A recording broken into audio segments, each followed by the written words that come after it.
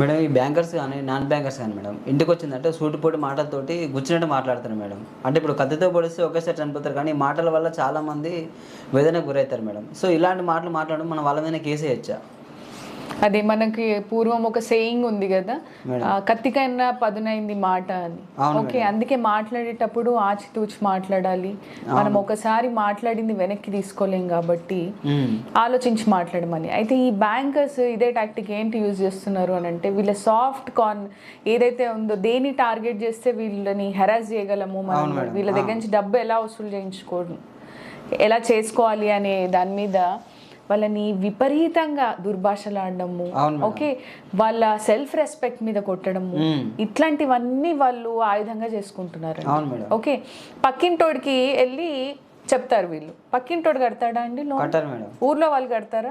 బంధువులు కడతారా? మీరు లోన్ తీసుకుంటే మీ అన్నయ్య కడతాడా?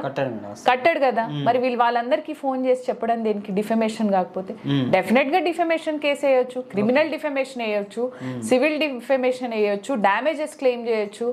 ఎవరో ఒకరు ముందుకు వచ్చి ఇటువంటి కేసులు వేస్తే గానీ ఇలాంటి వాళ్ళకి బుద్ధి రాదు. డెఫినెట్ గా మీ పట్ల ఎటువంటి అన్యాయం జరిగినా కానీ, మిమ్మల్ని ఎవరైనా డిఫేమ్ చేయడానికి ట్రై చేసినా, సొసైటీలో మీ గురించి చాలా ఇల్గా మాట్లాడినా డెఫినెట్లీ మనం కేసు వేయొచ్చు.